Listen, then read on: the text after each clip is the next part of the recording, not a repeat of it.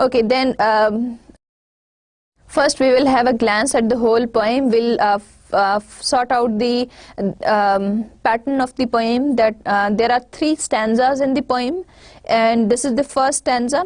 In first stanza, if we look at the rhyme scheme, the first line ends in star. Let me read out the poem. Go and catch a falling star, get with child a mandrake root, tell me where all past years are, who cleft the devil's foot, teach me to hear mermaids singing, or to keep off envy's stinging, and find what wind serves to advance an honest mind.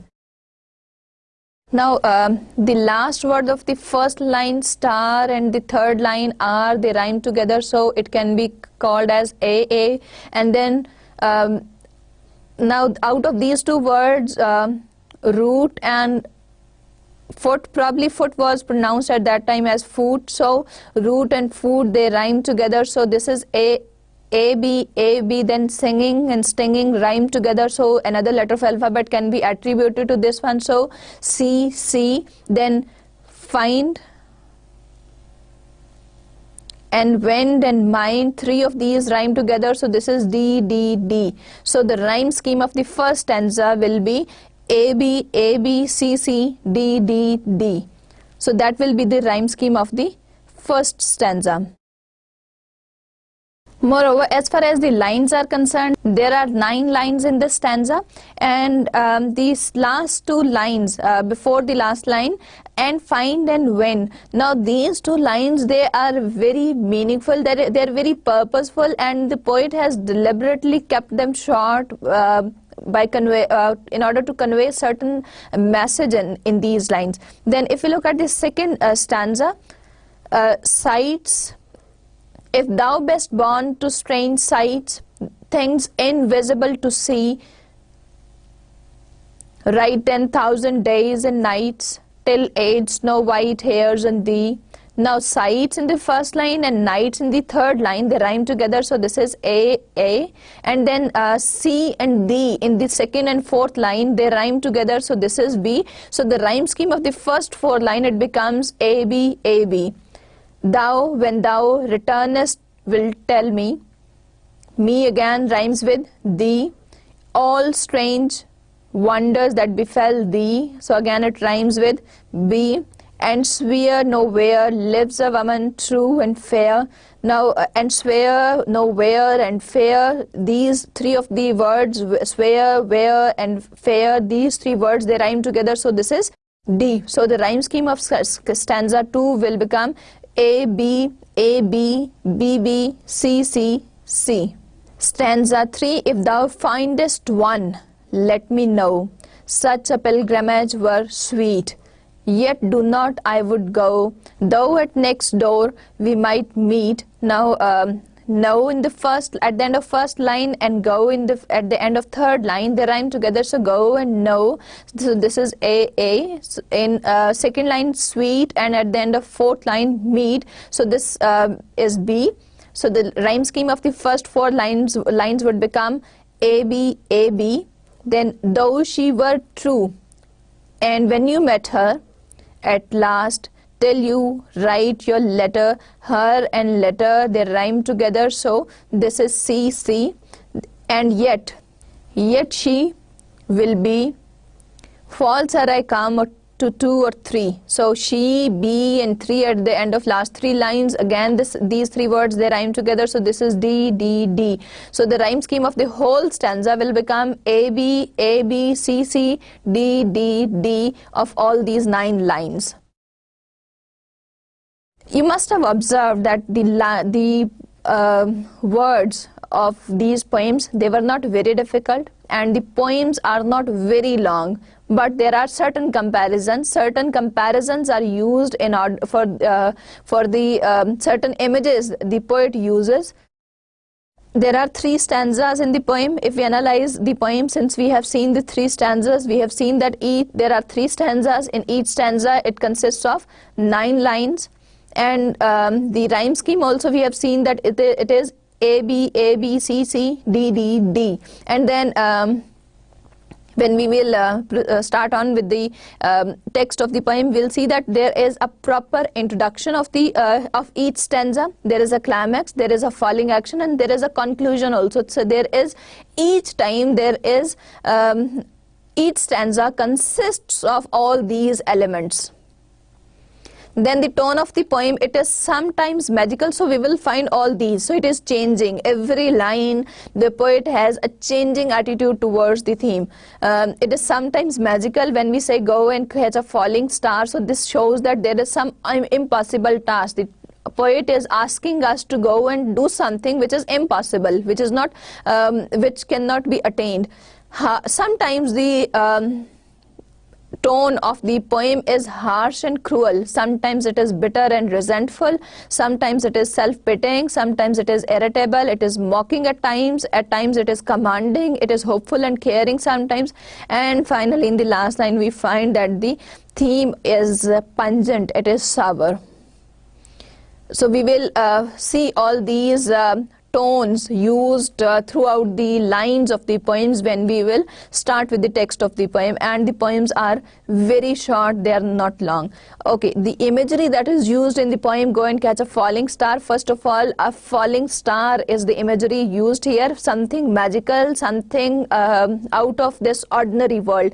ऐसी चीज़ जिसका हम आमतौर पर इदराक हमें senses के through हम नहीं कर सकते हैं, हम उसको टच नहीं कर सकते, हम उसको छू नहीं सकते हैं. So something magical, something extraordinary. Then mermaids singing, this is a mythological reference, so this is another imagery used here. Mermaids are usually believed to allure men to the depths of oceans. So this is another type of imagery. This is a mythological reference here. Then knowing the past, knowing the past history, knowing the, or finding out the ultimate truth. That is also, this is another imagery used here. Then explaining devil's hoof. Once again, this is imagery used here. Then 10,000, then write 10,000 days and nights till age snow white hairs on thee. So he is being dramatic here. He uses imagery, and this is very dramatic. Then go and catch a falling star. Now in these final two instances, in these two examples, we find that the poet uses imagery, and with the use of imagery there is lots of exaggeration also. Exaggeration refers to, with imagery the poet uses exaggeration here in these two examples. Exaggeration जब किसी चीज़ को बहुत ज़्यादा बढ़ा चढ़ा कर बयान किया जाए जो कि हकीकत के बिल्कुल बरक्स हो, मतलब हकीकत थोड़ी सी हो और उसको इस कदर बढ़ाया जाए कि जैसे कहा जाता है कि बात का बतंगड़ बना लेना, बिल्कुल इसी तरीके से यहाँ पर पोइट ने जो है वो इन एग्जाम्पल्स में इमेजरी यूज़ की है, इसमें एग्जैजरेशन भी यूज़ की है. Go and catch a falling star. Now go as if he is saying it in such a light tone, in such a light mood, as if and he is commanding it in such a way as if he is saying go and fetch this thing from the market. So it is not fetching something from the bazaar, or it is not that easy. तो command तो इसी तरीके से दी जा रही है ना कि जाओ ये चीज़ दूसरे कमरे में पड़ी है उठा कर ले आओ, या मार्केट से जाकर ये चीज़ ले आओ. So catching a falling star is not something like that. Then though she were true when you met her, yet she will be false or I come or to 2 or 3. Now again he uses lots of exaggeration here, that she were true when you met her, but by the time you will write a letter to me, or by the time you will I will be there, she will be false, she will have turned dishonest or unfaithful to you. Okay, from this is the first line, go and catch a falling star. If you look at the very theme of the poem, we see that the attitude of the poet, we see his pessimistic attitude towards women. We see his indifferent attitude towards women, that he basically has the idea that nowhere in the world true women are found, or you cannot find sincere women in the world who are faithful or loyal to one man. Go and catch a falling star. Get with child a mandrake root. Mandrake is a plant, and mandrake is a plant and its root resembles the human body. And there are references of mandrake in Bible, in Genesis, and it is used for certain magical charms, and it is also said that this mandrake root, it is famous for its sleepy effects. If it is given to a man, it is famous for its sleepy effect, and sometimes even if it is given in excessive dose, the person will go into the coma.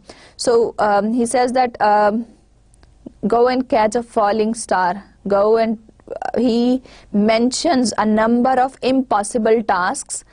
First of all, of catching a falling star, then conceiving a child with mandrake root. So it is impossible. Another thing which is impossible, since it's the root of a plant, how comes that a child could be conceived with that mandrake root? Tell me where all past years are. So he says that in all the experiences, he wants to know the mystery of all the past years. He says that tell me of all those years, all those experiences. And if we look at the all these lines, we find that all the lines, go and get and catch and tell, all these lines begin with verbs. So they are imperatives. And now the contradiction lies here in that he uses imperatives. He is commanding as if these actions are doable, उनको पूरा किया जा सकता है. On the other hand, the contrary thing is these tasks are impossible, they are unattainable, उनको नहीं किया जा सकता है. लेकिन वो उनको imperative यूज करते हुए इस तरीके से कह रहा है कि जैसे ये चीज़ें possible हैं लेकिन कुछ और है जो कि possible नहीं है.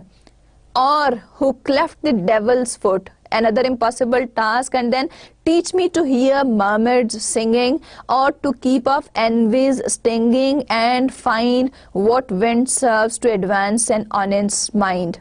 So mermaid is a mythological figure, as we just discussed, that he says that teach me or tell me how to do that, because mermaids, this singing of the mermaid is famous for luring men to the depths of the ocean. So he says that teach me to hear that, or to keep off envy's stinging, that somebody who has the sincere partner with him, others would envy him. So he is comparing all these impossible tasks to finding a true woman. He says that in the world, no matter what you do, he says that no matter you go and you catch a falling star and you conceive a child with a mandrake root, and you tell the past experiences, and you tell me how to hear or you teach me to hear the mermaids singing. He says that in all these tasks, probably there is some possibility. These tasks, they are doable. They can be done, they can be attained, but it is impossible to find a woman who is sincere, who is loyal, who is faithful to one man, to a single man in the world.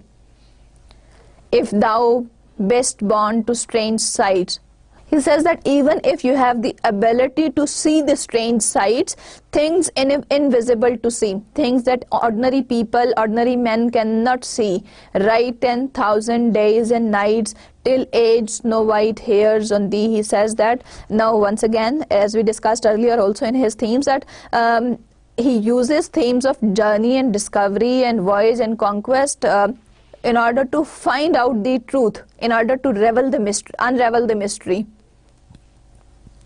So he asks that write 10,000 days and nights, that he asked the reader to go for this journey that includes 10,000 days and nights till age. So what happens, that keep on, no matter how hard you try, no matter you keep on searching for it 10,000 days and nights, you keep on searching for it all your life, till age snow white hairs on thee, till you are old, till you get white hair.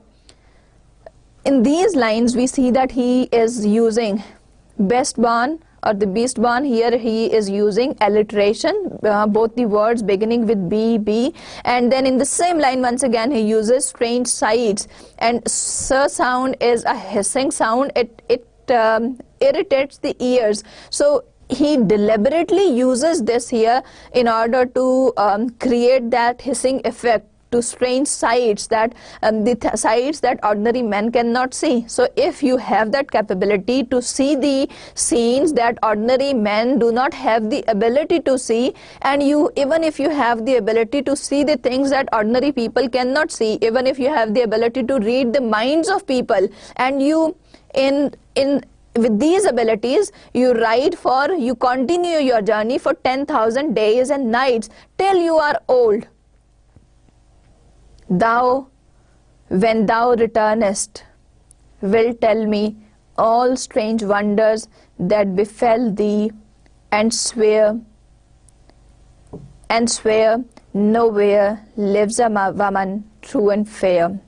So he says that even after having all those capabilities, after having all those capabilities, you keep on traveling for 10,000 days and nights, and by the end, and till the time you are old, you keep on searching for a true and fair woman. He says that when you will return, you are going to tell me all the strange things that you see around, and you will honestly tell me that, and what will you tell me? He is sure about the result. He says that nowhere lives a woman true and fair, that there is no woman, you won't find even a single woman in the world who is true and fair. Fair here refers to the beauty. He says that nowhere you will find a woman who is both, who is sincere, loyal and faithful, and on the other hand, beautiful also. So somebody who is attractive, somebody who is beautiful, is not sincere and loyal to one man. So he is discussing the impossibility of finding a true sincere and loyal woman who is beautiful and who is fair also. So in these lines, if we see that he is presenting woman as true and fair. So this is something he is saying that this is the impossibility.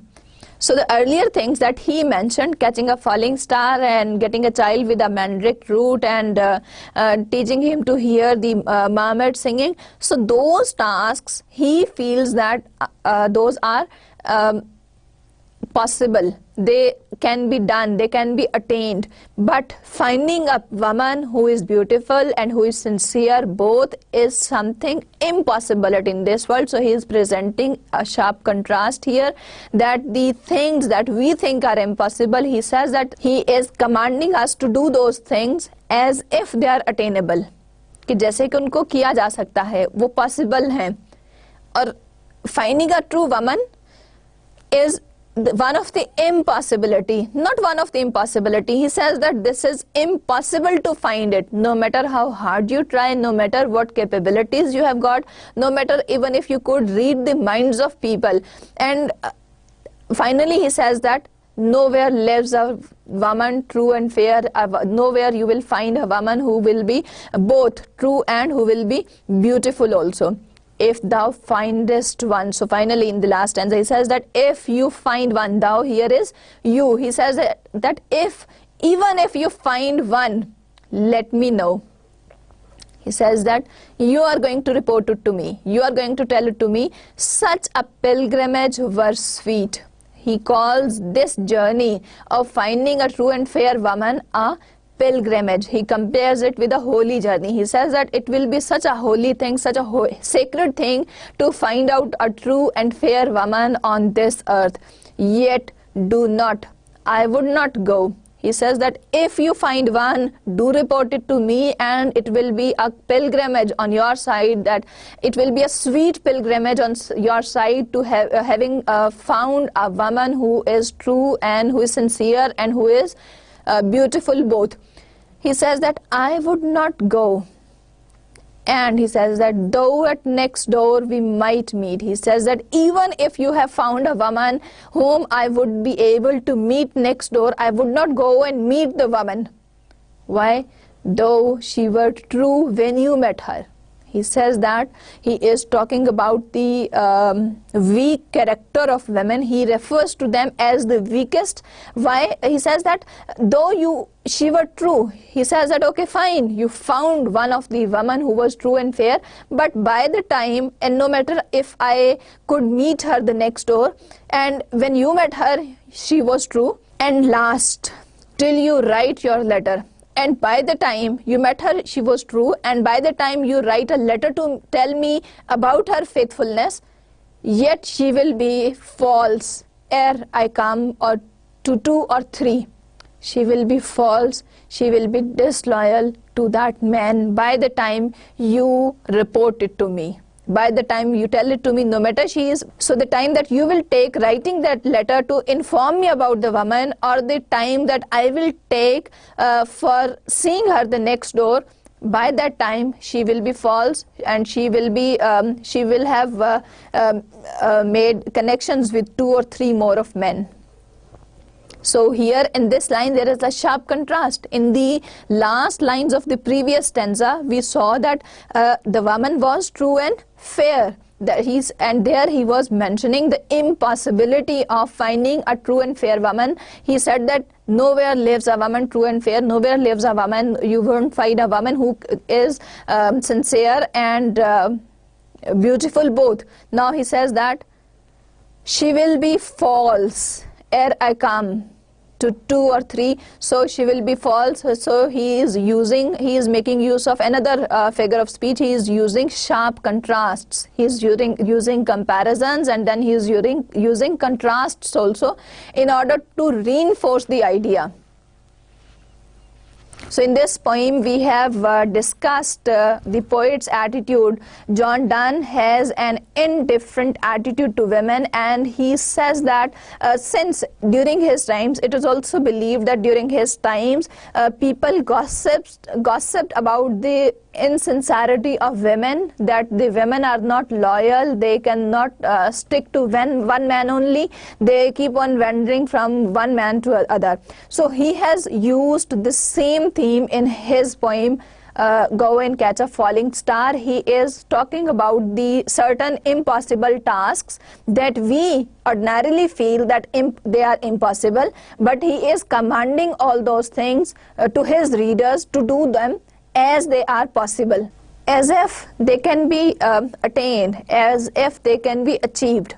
वो उन सारे impossible tasks को इस तरीके से mention करता है कि जैसे उनको पूरा किया जा सकता है, उसको पूरा करने में कोई दिक्कत नहीं है, कोई मुश्किल नहीं है. Then he says that okay fine, even then if you want to go for finding a perfect woman, for finding out a woman who is fair and true and who is sincere and loyal to one man and who is beautiful also, go for 10,000 days and nights. He says that go and spend that time, and so this is the journey. So he says that he is not satisfied. Here he indicates that he is not satisfied with the voyages, with the journeys that have been done. So in a way this is a reference to his contemporary society also, because during the Renaissance there were lots of voyages of discovery, there were lots of journeys made. So in a way this can be an indication to those voyages of this can be a discontent, this can be a dissatisfaction to those voyages of discovery and journey also. So finally this is his he uses a number of comparisons in this poem. So this is a short poem in which John Donne talks about the impossibility of a task, and the task is finding a sincere and beautiful woman. He says that as compared to certain other tasks, certain other things, he presents here comparisons. He says that catching a falling star or getting a child with a mandrake root and teaching him to hear the mermaid singing and certain other tasks, they are all achievable, they are attainable, they can be easily done. On the other hand, it is difficult, it is impossible to find a sincere and a beautiful woman. Then he says that even then, if you want to find one, go on a journey of 10,000 days and nights till you are old. He says that no matter how hard you try and you spend all your life in search of a true and fair woman, he says that even if you find one, he first says that you are going to report it to me, and then he says that no, by the time I go to meet her, even if she is available at the next door, if by the time I go to talk to her or I go to see her, or by the time you write me a letter, she will be false. She will have made connections with other men. So once again, referring to the dishonesty, to the insincerity of women of his time. So it is a mockery of women, the way women were treated before his times, during the earlier period of Renaissance, because at that time women were treated as goddess or a deity. So he, in his poem, we saw a different treatment of women, and the basic theme was that women are not just, they are not sincere and loyal to one man.